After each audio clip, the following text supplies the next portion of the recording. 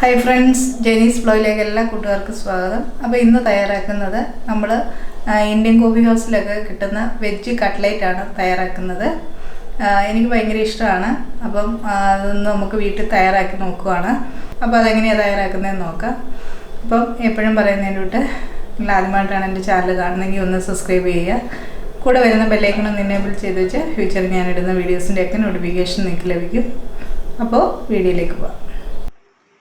ഈ veg cutlet തയ്യാറാക്കാൻ വേണ്ടി ഒരു മീഡിയം സൈസിലുള്ള ഇഞ്ചി, ഒരു ക്യാരറ്റ്, ഒരു 3 പച്ചമുളക്, പിന്നെ ഞാനൊരു 5 ഉരുളക്കിഴങ്ങ് എടുത്തിട്ടുണ്ട്. അത് സെപ്പറേറ്റ് ഒന്ന് പുഴുങ്ങി പൊടിച്ചെടുക്കേണ്ടതാണ്. പിന്നെ ഒരു ബീറ്റ്റൂട്ട് ഒരു 3 എണ്ണം എടുത്തിട്ടുണ്ട്. അത് 2 എണ്ണമാണ് ഞാൻ ഇതിലേക്ക് ചേർക്കുന്നത്. ഒന്ന് സോസ് തയ്യാറാക്കാനും പിന്നെ ഒരു 2 സവാളയുമാണ് എടുത്തിരിക്കുന്നത്. ഇനി ഇത് നന്നായിട്ട് തൊലിയെല്ലാം കളഞ്ഞ് ക്ലീൻ ചെയ്തെടുത്തതിന് ശേഷം പൊടിയായിട്ട് അരിഞ്ഞെടുത്തിരിക്കുന്നതാണ്. പച്ചമുളകും ഇഞ്ചിയും കറിവേപ്പിലയും ഞാൻ അരിഞ്ഞെടുത്തിട്ടുണ്ട്. അതേപോലെ ക്യാരറ്റും ബീറ്റ്റൂട്ടും സവാളയും ഒന്ന് ചോപ്പറിലിട്ടാണ് ഞാൻ അരിഞ്ഞെടുത്തിരിക്കുന്നത്. ഇനി ഇതൊന്ന് വേവിച്ചെടുക്കണം. അതിനുവേണ്ടി ഞാൻ ചുവടുകട്ടിയുള്ള ഒരു ഉരുളി വെച്ചിട്ടുണ്ട്. ഇതിലേക്ക് ഞാൻ ചേർത്ത് കൊടുക്കുന്ന ഒരു 1.5 ടേബിൾ സ്പൂൺ സൺഫ്ലവർ ഓയിലാണ് ചേർക്കുന്നത്. സൺഫ്ലവർ ഓയിലാണ് ഇത് ഒന്ന് ഷാലോ ഫ്രൈ ചെയ്യാനും ഉപയോഗിക്കുന്നത്. ഇനി നമ്മൾ അരിഞ്ഞു വെച്ചിരിക്കുന്ന ഈ വെജിറ്റബിൾസ് എല്ലാം കട്ട് ചെയ്ത് വെച്ചിരിക്കുന്നത് ഇതിലേക്ക് ചേർത്ത് കൊടുക്കാം. അതിനുശേഷം എണ്ണയ്ക്കകത്തിലിട്ട് നന്നായിട്ടൊന്ന് ഇളക്കിയെടുക്കാം. ഇനി ഇതിലേക്ക് ചേർത്ത് കൊടുക്കുന്നത് ഒരു 1/2 ടീസ്പൂണിൽ താഴെ മഞ്ഞൾപ്പൊടിയാണ്. അതോടെ ഒരു 1/4 ടീസ്പൂൺ കാശ്മീരി മുളക് പൊടിയാണ് ചേർത്ത് കൊടുക്കുന്നത്. ഇനി മുളക് പൊടി എരിവുള്ള മുളക് പൊടിയാണെങ്കിൽ ഒരു 1/2 ടീസ്പൂൺ ചേർത്ത് കൊടുത്താൽ മതി. ഇനി ആവശ്യത്തിനുള്ള ഉപ്പുകൂടെ ചേർത്ത് കൊടുക്കാം. അതിനുശേഷം നന്നായിട്ടൊന്ന് മിക്സ് ചെയ്തെടുക്കാം. അതിനുശേഷം നമ്മളിത് വെള്ളമൊന്നും ചേർക്കാതാണ് ഇതൊന്ന് വേവിച്ചെടുക്കുന്നത്. അതുകൊണ്ട് തന്നെ നന്നായിട്ട് മിക്സ് ചെയ്ത് ഇളക്കിയതിന് ശേഷം ഇതെല്ലാം കൂടെ ഒന്ന് തത്തിപ്പൊത്തി വെച്ചതിന് ശേഷം ഇതൊന്ന് മൂടി വെച്ച് കൊടുക്കാം. ഇനി നമ്മളിത് വെള്ളമൊന്നും ചേർക്കാത്ത കാരണം പെട്ടെന്ന് അടിക്കൊക്കെ പിടിക്കാൻ ചാൻസ് ഉണ്ട്. അതുകൊണ്ട് തന്നെ ഇടയ്ക്കൊക്കെ ഒന്ന് ഇളക്കിയിട്ട് കൊടുക്കുകയും ചെയ്യണം. ഇപ്പം ഞാനിതൊന്ന് ഇളക്കിയെടുത്തപ്പോൾ അത് നോക്കിയിട്ട് വെന്തിട്ടില്ല. അതുകൊണ്ട് തന്നെ ഇതൊന്നുകൂടെ ഞാനൊന്ന് മൂടി വെച്ച് കൊടുക്കുന്നുണ്ട്. അതിനുശേഷം ഒരു 2-3 മിനിറ്റ് കഴിയുന്നുണ്ടെങ്കിൽ നമുക്ക് അതൊന്ന് ഇളക്കി ഒന്ന് എടുക്കാം. ഇപ്പം നമ്മുടെ വെജിറ്റബിൾസ് എല്ലാം നന്നായിട്ട് വെന്തിട്ടുണ്ട്. അപ്പോൾ ഇതിലേക്കാണ് ഇനിയും ഉരുളക്കിഴങ്ങ് ചേർത്ത് കൊടുക്കുന്നത്. അതിനുവേണ്ടി ഞാൻ ഉരുളക്കിഴങ്ങ് പുഴുങ്ങിയെടുത്ത് തൊലിയെല്ലാം കളഞ്ഞു വെച്ചിട്ടുണ്ട്. ഇതിന് നന്നായിട്ടൊന്ന് ഉടച്ചെടുക്കാം. ഉടച്ചെടുത്ത ഉരുളക്കിഴങ്ങ് ഇതിലേക്ക് ചേർത്ത് നന്നായിട്ട് മിക്സ് ചെയ്ത് ഇളക്കിയെടുക്കാം. ആവശ്യമെങ്കിൽ ആദ്യമേ ചേർത്ത് ഉപ്പ് പോരാന്നുണ്ടെങ്കിൽ കുറച്ചുകൂടെ ചേർത്ത് കൊടുക്കാം. അതിനുശേഷം നന്നായിട്ട് ഇളക്കി ഇത് വാങ്ങിയെടുക്കാവുന്നതാണ്. ഇതൊന്ന് തണുക്കുന്നിടം വരെ നമുക്ക് മാറ്റി വെക്കാം.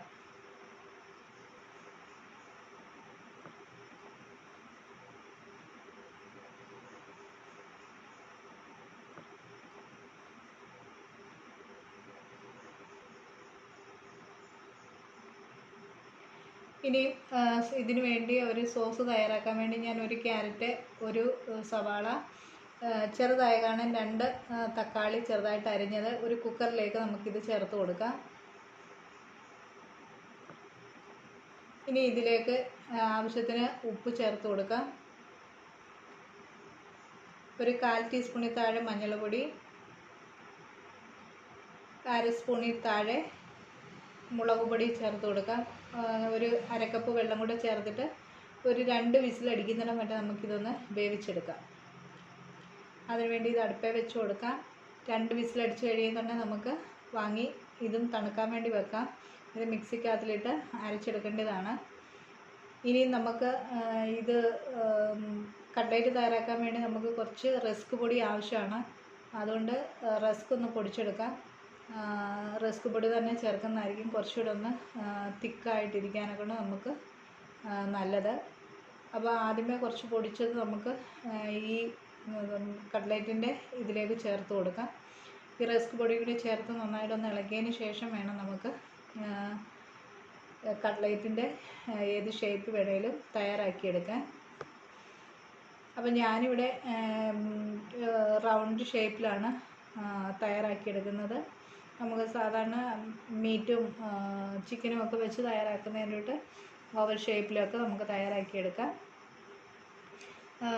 ഇന്ത്യൻ കോഫി ഹൗസിൽ മിക്കവാറും ഇങ്ങനെ റൗണ്ടിൽ തന്നെ ആയിരിക്കും അവർ ചെയ്തെടുക്കുന്നത്. അപ്പം ഞാനിതൊന്ന് ഉരുട്ടിയതിന് ശേഷം കയ്യെ വെച്ചൊന്ന് പതുക്കി എടുത്താൽ മതി. എന്നിട്ട് റൗണ്ടെല്ലാം ഒന്ന് ഷേപ്പാക്കി എടുക്കുക. അതിന് ശേഷം നമ്മൾ പൊടിച്ച് വെച്ചിരിക്കുന്ന റസ്ക് പൊടിയിൽ നമുക്കൊന്ന് കോട്ട് ചെയ്തെടുക്കാം. അപ്പോൾ ഞാൻ ഒരെണ്ണം റെഡിയാക്കി എടുത്തിട്ടുണ്ട്. ഇതേപോലെ ബാക്കിയിരിക്കുന്ന എല്ലാം നമുക്ക് ഇതേപോലെ തന്നെ തയ്യാറാക്കിയെടുക്കാം. കട്ട്ലേറ്റ് തയ്യാറാക്കുന്നതെല്ലാം റെഡിയാക്കി വെച്ചിട്ടുണ്ട്. ആ സമയം കൊണ്ട് നമ്മുടെ സോസിനുള്ളത് ഇവിടെ തണുത്തിട്ടുണ്ട്. ഇത് മിക്സിയുടെ ജാറിലേക്ക് നമുക്ക് മാറ്റാം. ഇനി ഇതിലേക്ക് ഞാനൊരു 5 ടേബിൾ സ്പൂൺ പഞ്ചസാര ചേർത്ത് കൊടുക്കുന്നുണ്ട്.